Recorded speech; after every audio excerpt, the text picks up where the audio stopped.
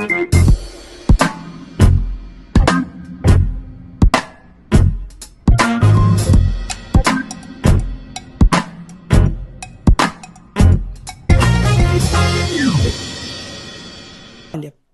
eu vou dar um exemplo. Eu lembro que eu até estava voltando de Portugal na época que a Defaz foi lançada lá, em Portugal, depois foi lançada no Brasil, e é brasileira.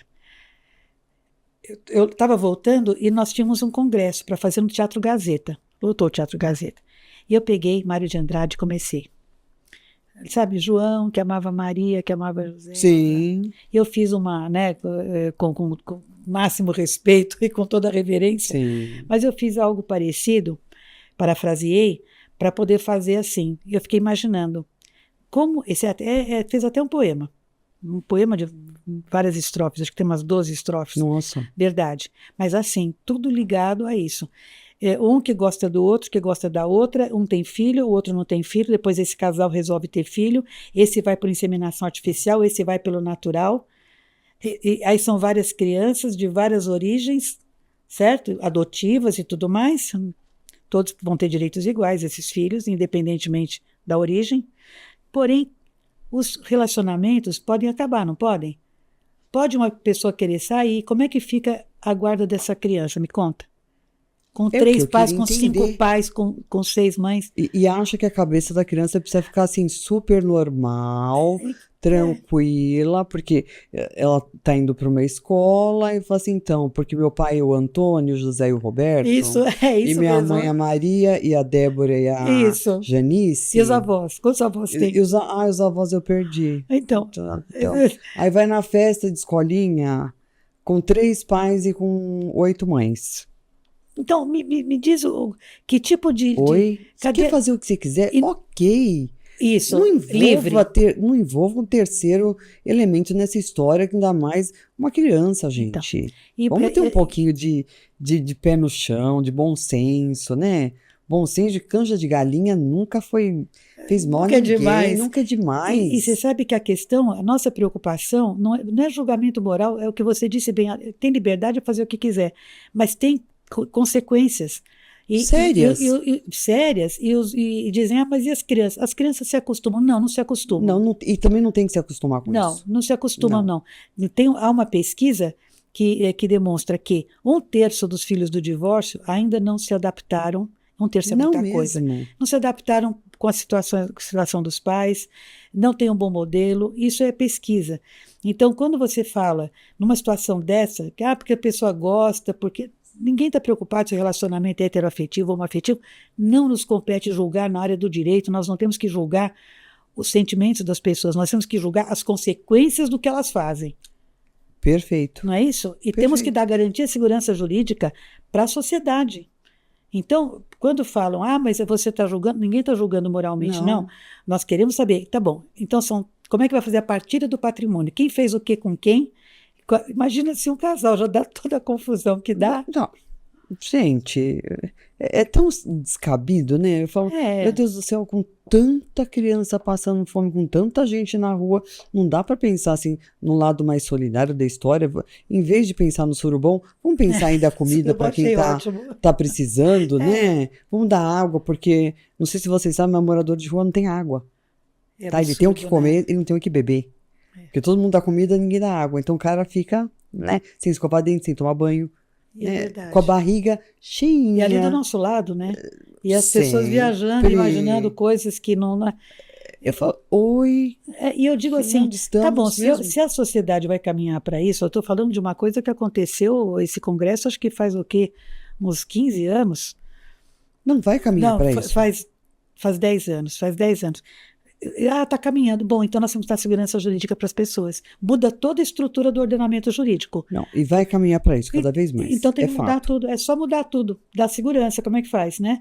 Se você tem uma partilha de bens, por exemplo, o nosso sistema de regime de bens, ou ele é comunhão universal, que tudo se comunica, ou é comunhão parcial, que a partir do casamento se comunicam os bens. Vamos falar assim, muito genericamente, né? Sim. Tem as exceções. E o total? Ou tem a separação de bens, né? Que, aliás, eu acho que hoje acaba sendo mais recomendável. Para todo mundo. Para todo mundo, que acaba sendo... Cada um que fica com o seu. Tá ótimo. Não é? E aí tem regimes que não... Todos eles, se você for pensar, a participação final de aquestos vai até cair. Agora o Código está sendo reformado, né? A área de família. Aliás, o Código Civil todo está sendo reformado. Amém, né? É. Cá para nós, nunca. Nossa. Depois de anos. Olha, esse código décadas. nosso, ele entrou em vigor em 2003, então ele tem 21 anos já. Olá.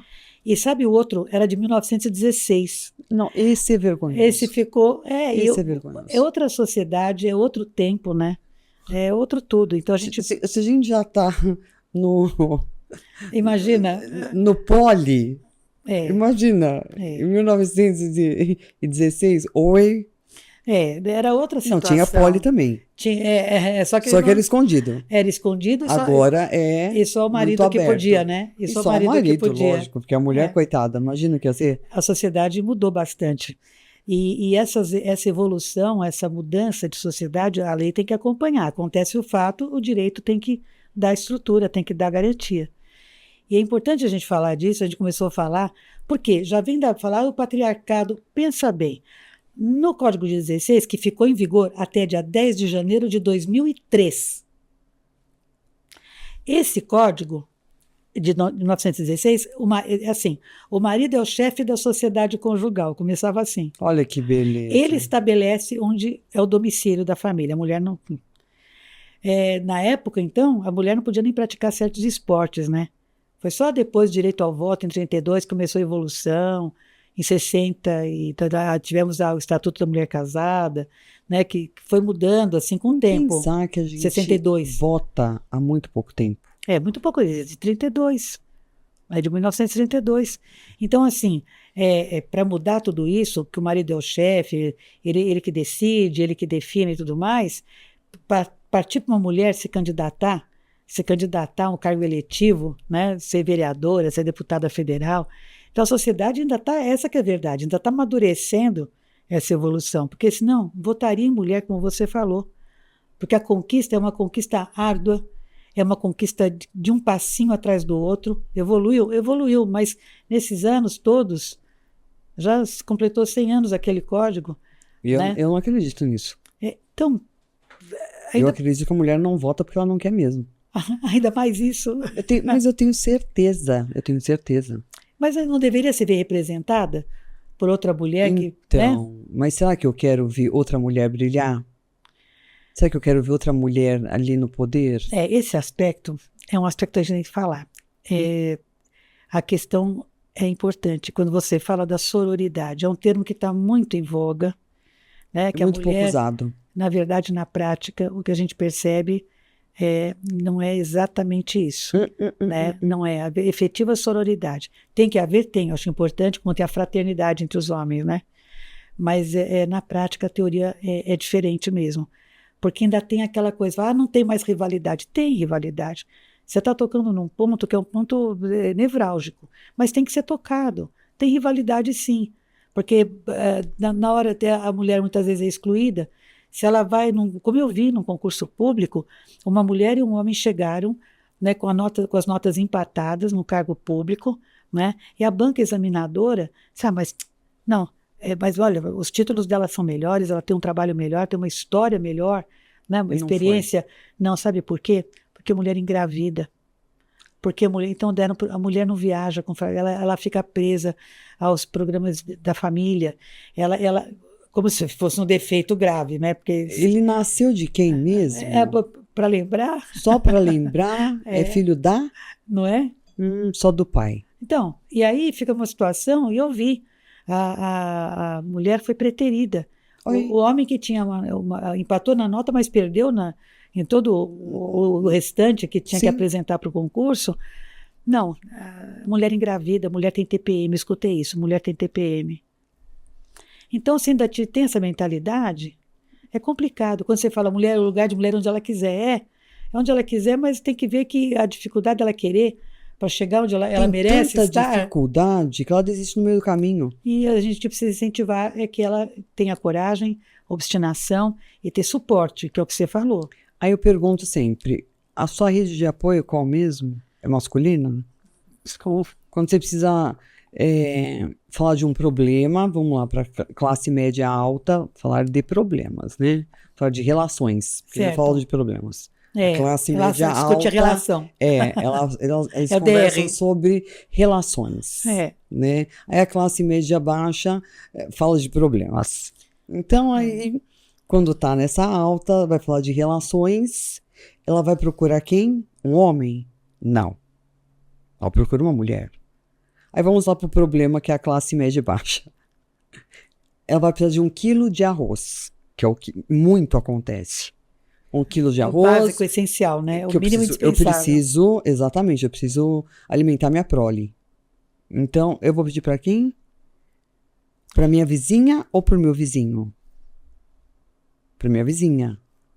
Então, a minha rede de apoio, desculpa, queridas, independente de você ser classe média alta, das relações, você precisa de uma mulher, tá? Até para cuidar dos seus filhos, cuidar da sua casa. Então, quem limpa a sua casa é uma mulher. Com quem você vai desabafar é uma mulher. A sua manicure é uma mulher. Sua esteticista é uma mulher. Então, mas aí não dá para você votar numa mulher, porque nenhuma mulher te representa. É muito complicado isso, né? É tão contraditório, é um contrassenso tão grande, né? E eu acho que alguns avanços aconteceram, mas ainda são tímidos perto da necessidade que existe, né? Porque tantas mulheres competentes que não conseguem a chegar a um cargo determinado. Elza, comandante Elza, achei aquela mulher maravilhosa. Espetacular, uma grande comandante da GCM, fez um trabalho por Maria da Penha. Alguém pode me explicar o tanto de benefícios que ela fez, inclusive, dentro da GCM, tá? Como alguém pode me explicar que essa mulher não conseguiu votos? Explicar o inexplicável, porque o inexplicável. Porque ela tem todo o suporte em termos de credibilidade, de competência, de dedicação, né? Ela esteve à frente. Comprometimento. E à frente da Guarda Civil Metropolitana. Homens. Né? De homens. Sendo muito respeitada. E sendo respeitada por todos. Então, isso é inexplicável, não é? Muito. É inexplicável. Oi. Então, né? Já que 56% do eleitorado é de mulher, exato. Não faz sentido, né? Zero sentido. Lei Maria da Penha, que a gente ia falar, nós vamos falar, e o nosso tempo tá... A gente vai no bate-papo. Sabe que... Você vai voltar. Mas com o maior prazer. Sabe que eu venho mesmo. Se você me chamar, eu tô aqui. A sua agenda que é difícil, porque a minha tá à sua disposição. Não, por favor, é com prazer mesmo. Não, eu estava dizendo aqui que a Lei Maria da Penha... ela sofreu muitas alterações, nos últimos anos principalmente. Só em 2019 ela teve 10 alterações só num ano. Porque tem que se adaptar, né, às necessidades. O tempo todo tem que estar adaptando, então são feitas novas leis e tudo mais. Mais recentemente, o que chama a atenção é que em outubro desse ano, o feminicídio, que é o assassinato de uma mulher em razão da sua condição de ser mulher ou em decorrência de violência doméstica e familiar. Isto é o feminicídio. Exatamente. É importante explicar, porque, por exemplo, se uma mulher sofre um assalto na rua, e esse assalto acaba que ela é assaltada, ela é roubada, porque teve violência, né, e ela cai, bate a cabeça e morre. É um latrocínio. Isso não é feminicídio.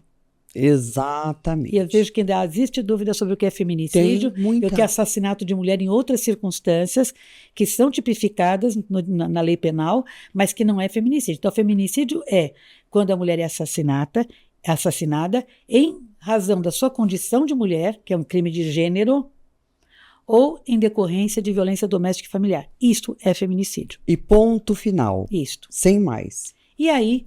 Em 2015, dia 9 de março, por sinal, né, foi logo depois do Dia da Mulher, Internacional da Mulher, foi sancionada uma lei que trazia um agravante para o crime de assassinato, que no Código Penal é matar alguém.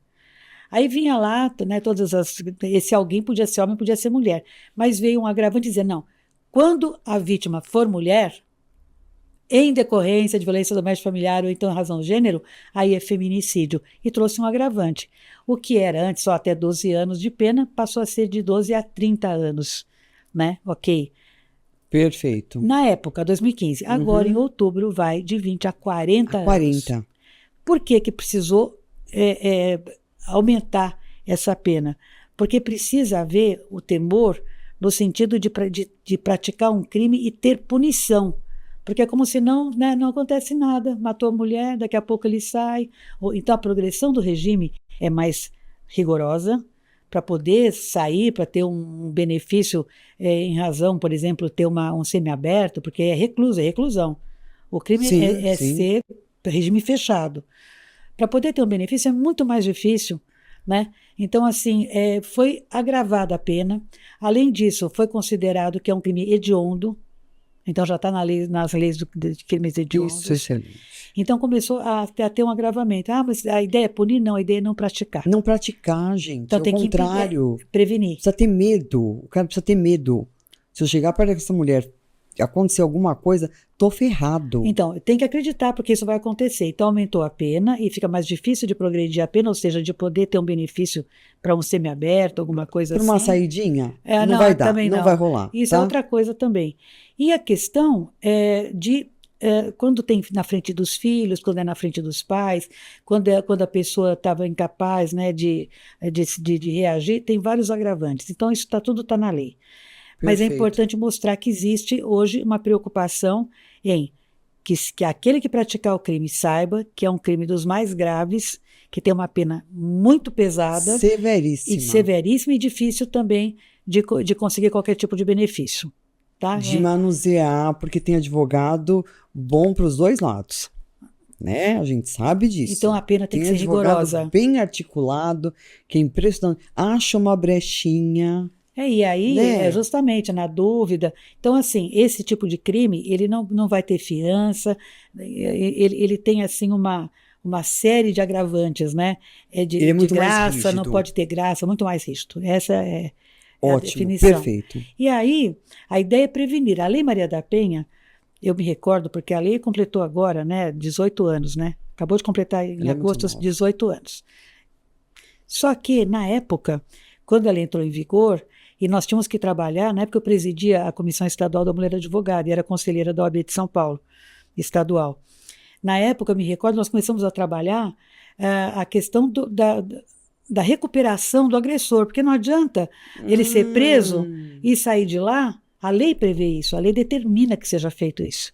Que ele recebeu Kátia. a pena, então você tem que aprender, vai lá, vai se submeter a um tratamento que é multidisciplinar, tem psicólogo, tem juiz, tem advogado, tem todo mundo promotor para falar com ele, para ele perceber no grupo, né? São esses grupos de reeducação, de reinserção, para ele não voltar a cometer o crime. É o que eu Essa pergunto. é a ideia. Nós vamos incinerar esses homens? Então, não. Eles têm que ser trabalhados. Precisa reeducar. Tem que reeducar para viver em sociedade. Não é passar a mão, coitado, teve uma infância difícil. Não, porque cometeu o crime, nada vai justificar. Ele pagou, ok. Então, eu quero saber o pós. Então, o que eu vou fazer com esse homem pós. Então, e esse homem, de uma forma ou de outra, é o que diz, olha, ele pode ter filhos, os filhos podem sentir falta dele. Então, ele tem que voltar melhor. Se você prende e deixa lá no sistema, que é um sistema terrível, cruel. Terrível. O sistema prisional é horrível. Ele vai com mais do Papa. Exatamente. Ele volta com muito mais raiva. Ele volta com muito mais vontade de praticar. Então, ele tem dá pra gente entender porque ele volta com essa raiva, hein? Pelo amor de Deus, não vamos de louco aqui. Então, assim, a gente precisa trabalhar, e você comentou, até o tempo de despertar, que é uma lei. Hoje tem um tratamento legal para isso, né? Para esses trabalhos, para esses de reeducação e de recuperação. Começou em Taboão da Serra, na época caiu o índice de 65% para 2% de reincidência. Olha isso, você então, tá vendo? Aí virou projeto Tempo de Despertar. Então, isso é importante falar, porque quando eles fazem aqueles grupos terapêuticos, são terapêuticos também, eles começam a perceber que os outros, eles falam, mas eu faço isso, a pessoa acha que às vezes nem, mas eu não podia fazer, sabe? Não se enxerga agressor, você acha que tem direito. Ele não teve uma educação. Tem direito. A mulher é minha propriedade. Não é minha, não é de mais ninguém. Quem escutou essa frase? O pai, o avô, alguém ouviu bem. Não é? Merece. Alguém falou. Então, eu sou muito favorável à recuperação. Nós atendemos, tem que ser. Na época o pessoal, nossa, vai tratar do homem. Não, a gente está tratando para que ele não reincida, não volte a praticar. Não é do homem, nós estamos tratando um ser humano. De um ser humano que não vai voltar a praticar o crime se ele tiver conhecimento e tratamento adequado. E nós atendemos, no caso, uma época, um adolescente, ele começou a bater, espancar a mãe. Bater na mãe.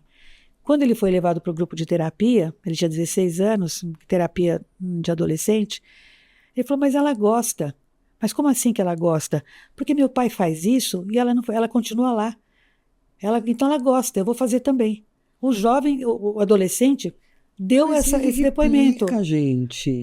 Ela deve gostar, porque ela não faz nada, então ela merece apanhar. Isso é uma coisa muito séria, porque ele já está deformado, né, no sentido da formação psicológica dele. Então, nós temos que estar atentos. Qual a tendência dele ser um agressor? 99,9%. Ele replica aquilo que ele viu, né, e ele não entendeu, e ele acha que ele naturaliza. E ele naturaliza.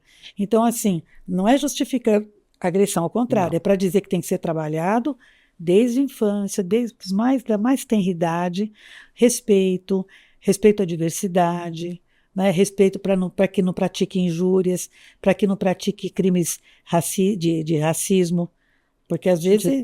É uma coisa tão básica. É básico. Nós estamos falando respeitar o ser humano. Respeito. Ponto. Ser humano, eu não quero saber se ele é branco, preto, exatamente, se ele é gay, se ele é hétero, o que ele quiser ser, se ele é trans. Não cabe a mim. Nós estamos falando de ser humano. Só isso. Dá para respeitar o ser humano? É difícil. É só isso. Nada mais. E a nossa Constituição já prevê o direito à privacidade, o direito à intimidade. São valores fundamentais. Então, cada um tem o direito de ter sua privacidade e a sua intimidade respeitadas e preservadas. No momento em que ele vem para a sociedade, ele tem que saber viver em sociedade. Então ninguém vai entrar naquilo que ele escolheu para a vida dele. Mas, como ele vive em sociedade, tem regras. Tem. E a regra da sociedade prevalece sobre o individual nessa hora. Se ele comete... Por isso que tem o direito penal.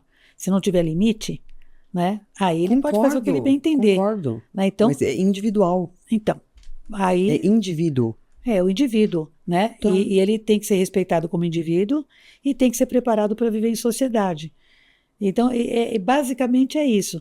E o que nós vemos hoje é que muitas vezes as famílias estão tão desestruturadas, então está tão difícil, né? E você vê que a criança não vem com a maldade. Criança não vem com maldade. Criança não vê qual é a cor, criança não vê se tem uma deficiência a outra criança. Ela acolhe. Né? Naturalmente ela acolhe. Então, quando você percebe que existem, são coisas que são incutidas na cabeça da criança, ou pelo ambiente que ela vive, ou pelo exemplo que ela recebe. Essa que é a verdade. Acabou, simples assim. Não é? Nós somos ferradas, tá? Então... Escolha uma mulher que te representa. Meu Deus do céu, mas aqui são tantas, como é que eu vou fazer? Maria da Penha, da Frida Kahlo... Meu Deus, uma mulher dos povos originários. O que eu posso fazer? Só uma. Eu não posso dizer que eu escolho o coletivo. Glória Maria, Hebe, até Dercy, uma mulher que transgrediu, que fez tanta coisa na época. Abriu caminhos. Abriu pra gente poder estar aqui, ó, hoje falando. Né? A Luísa, a Rita Lee, que nos deixou outra recentemente, também. Que foi de uma qualidade, eu não sei. Né? Marielle, nós temos tantas aqui. O que eu faço? Roberta Close, meu Deus. Todas elas conhecem. Clarice Lispector. Clarice Lispector. Eu acho. Clarice Lispector. Gente, acho que ela não viu a Clarice. Agora que eu tô com Clarice Lispector. Maravilhosa. Maravilhosa. Clarice. Dá pra mim a Roberta, coloca a Clarice, que a gente sempre termina com a mulher que te representa. Olha, ambas. Todas. Acho que mostram. São todas, eu gostaria de todas. Mas temos que escolher uma. Meu Deus, a Clarice. Aí põe ali. Na época das artes. Olha que linda. Aqui. Põe ali, ó, onde estava a Roberta. Tá. Clarice maravilhosa. Muito. Você sabe que eu tive a oportunidade... Transgressora. Que na verdade, assim, mulheres que ousaram. Adoro. Tem um livro que se chama Mulheres do Brasil. E tem um poema belíssimo lá. E faz uma dedicatória a todas as mulheres. As mulheres Mulheres do Brasil. Eu posso até te mandar. E ela diz assim, a todas, a nossa homenagem, quando eu assumi pela primeira vez a presidência da Comissão da Mulher, eu abri o congresso com parte, um excerto desse poema. Vamos homenagear a todas as mulheres, porque são mulheres, aquelas que transgrediram, aquelas que ficaram em casa, que não puderam trabalhar, aquelas que trabalharam e abriram os espaços, a todas as mulheres. Então, são a nossa homenagem, porque se nós chegamos aqui, é o trabalho de coletivo. todas elas. É o trabalho de todas elas. Coletivo. Do coletivo. Gratidão. Gratidão a você, Andrômeda. Portas sempre abertas. Muito obrigada. Você está cheia de projetos. Temos Volte para muitos. contar todos. Virei com muito e gosto. aqui essa prazer. cadeira cativa sua. E é um bate-papo tão gostoso, tão agradável, ao mesmo tempo Muito. você deixa as pessoas muito à vontade. Eu fico muito feliz de estar com você e voltarei com o maior prazer. Muito Tem obrigada. que ser assim, tem que ser leve, tem que ser natural e sem pauta, porque a gente não faz pauta. Tá. Maravilhosa.